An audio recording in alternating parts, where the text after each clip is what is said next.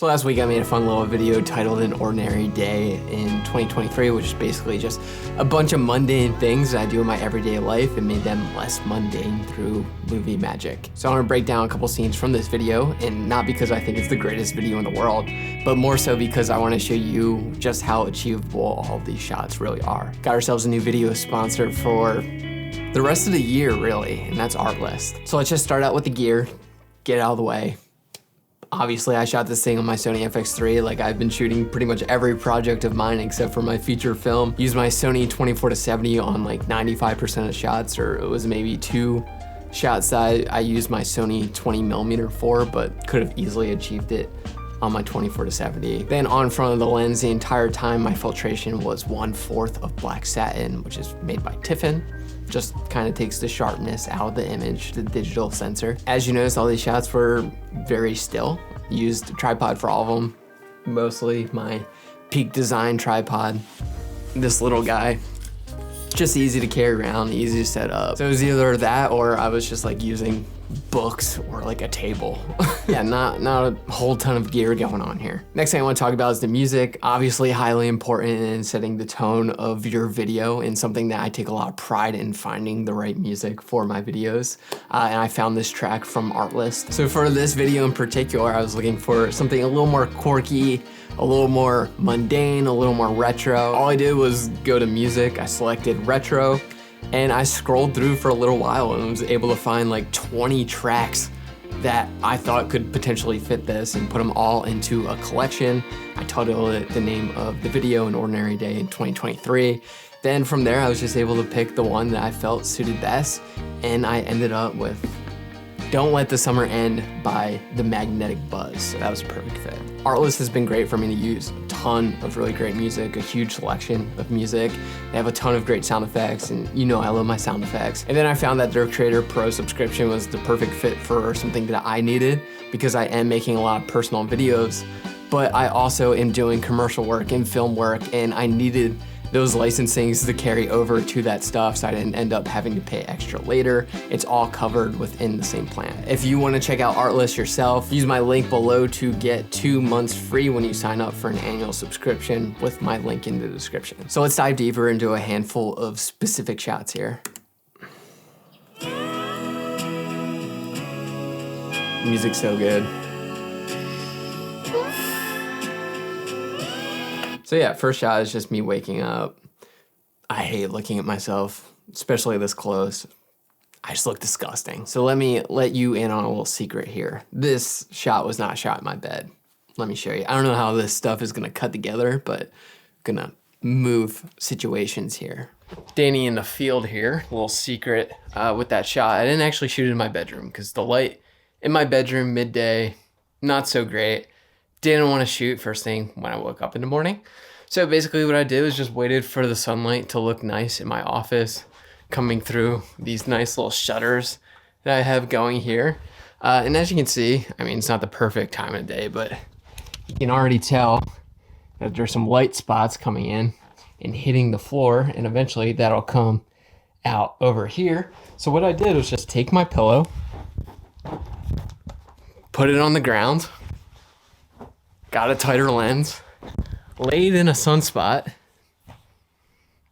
Obviously this isn't the right lens. This lens is a little too wide for a shot like this, but yeah. I think a lot of us are really quick to overcomplicate filmmaking, and that's where we kind of get the joy of it sucked out pretty quickly. So if you can make it easier for yourself and you can make it so that you're only doing the things that you really enjoy, you're gonna end up shooting more stuff and therefore getting better at this. So the next shot I want to go to, shot number 3 in the sequence. Just me peeing. So there's this thing in filmmaking, right, where if you just put the camera down on the ground, whether you're taking a rest or whatever, and you look at the monitor, it always ends up being a really cool looking image. Like watch this, if you just take the camera, what? I'm just gonna put it down on the ground here. Boom. Look at this cool looking angle already.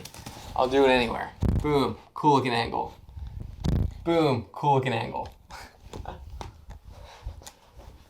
Boom, cool looking angle. Because you just get that natural foreground right away with you know, half the floor just in your face, and especially when you're shooting tile and you're getting reflections. I don't know, it just looked like a really cool shot, and I purposely kept it out of focus in the background because, you know, me peeing is a private thing. Even though I'm sharing it with tens of thousands of people, you know, it still gave you that sense of privacy in the film. That sound design transition is beautiful. And no, my burner doesn't actually sound like a flamethrower. That's a sound effect that I was able to pull off of Artlist and integrate it into my sound design. Give it a little more beef, especially since it's a tight shot and you're so up in there with the burner itself. I think on Artlist I just typed in flames or something, and there was like a really nice flamethrowery type sound that I was able to put in there. This was a crowd pleaser. So the shot before this one is me drinking coffee, and very relatable. After you drink coffee, so I know for a fact my dad absolutely hated this shot. He hates when I do stuff like this on the internet. Obviously, I'm not actually, you know, evacuating my bowels in this scene. I wasn't brewing up something special while the camera was set up. Pretty unique angle here, that nice top-down angle. So to get that angle, something you might have seen me done in the past was I take the end of my newer C-stand that I've had forever, and on the arm here, I don't know if you can see that. I'll get close to it so it's in focus. See that there's a little quarter, three-quarter thread, whatever they're called, thing here. And what I can do is just screw on my FX3 to here, especially when I have the 20mm lens on the package. It's super light. I can just, you know, put a sandbag on the leg, raise it up, push it in, get a nice cool angle. And then because I was up over top here, I didn't want to just use the gross overheads here because that would just completely front light my image. So I took that same Pavo tube light and just made it very sidey on me as I'm sitting here, just to give a little dimension in the lighting.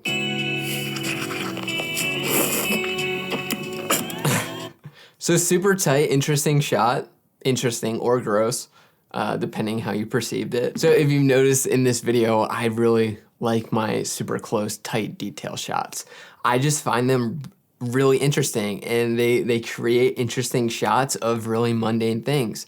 If this was just a standard shot of me brushing my teeth, you'd be like, oh, okay, cool. But since it's because it's so close and so in your face, it's kind of evoking some sort of reaction from you, whether it's a reaction of, oh, this is disgusting, or you're like, oh, this is like cool. Obviously my mustache is a little crusty, but oh well. Little trick to get these super tight shots. Use little screw-on diopters. Where are they? I actually bought this pack of really inexpensive diopters off of Amazon maybe like 3 years ago, and I've used them so often for getting really nice macro shots just using the lens I already have. See, they're like, look at that, kind of magnify. Whoa, that's cool. Yeah, if I can find these, I don't know if they still sell these exact brands, but if I can find it in my previous Amazon orders, I will link it below. I think they were like 18 bucks. Moving on, again, just another really nice macro shot of my eye. You can see what I'm doing just by looking in the reflection of my eye. It's a Adobe Premiere timeline. And obviously I'm just shooting shadow side here as well. One thing to note, if you're new to this, cinematography becomes so much easier to grasp and understand once you figure out that things look best when you put your subject in between your camera and your main light source. You're shooting into that shadow side, you're getting a nice backlight, and then you're just wrapping every time. And that's basically what cinematography is in a nutshell. And then the shot following the shot I really love. A tight of this map that I have of Valley Forge Park, which is where we hike pretty often in the winter before all the ticks come out, because it's like a highly concentrated area for ticks. Loving these tight shots. Use my macro lens diopters to create something that's really interesting. And what also makes this interesting is this, you're seeing this repeating light pattern of light, dark, and this wasn't like artificially lit. This was afternoon sun coming through my blinds over here, my shutters, and it was creating this pattern on the desk, and I basically just took my map, put it right there over the sunspot, and boom. And this is exactly what I was talking about, crank the f-stop here. Look at that. So just took my map, just slapped it down right here. We got unique looking lighting going on here. Here we go. Some risque shower shots. This one is just one light. This was not the light that I have in my bathroom. Welcome to my shower. Very private, personal space. But what I did, I don't know if you can see them up there. Can you see that? Just installed 2 nails so that I could take my tube light, put them up and behind me, put the the subject, between the camera and the main light source here, just to give a little backlight overhead. I didn't want to use the lights that are in here because they're over there, so it would have been front lit. So it gives you a nice cinematic, dynamic look, and if I ever want to do that again, I have the nails already installed up in there. It's kind of risky though. The light tube doesn't stay up there super well, so when I was showering, the light definitely fell on me. And then the last shot that I want to talk about, because I'm at risk of making this video way too long, is this last shot here in the grocery store of me and Anna.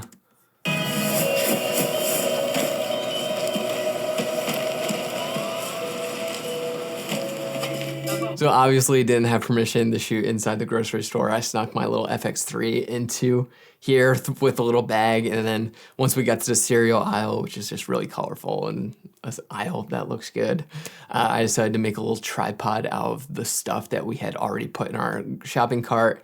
I just laid my FX3 on top of that, pushed my cart into the middle of the aisle, and I had my own little incognito tripod. I used the 20mm on the shot, my Sony 20mm, just to get a little bit wider, which I think paid off really nicely. Because I was trying to be incognito, I didn't have a mic attached to the camera overhead. I wanted to keep it as small as possible.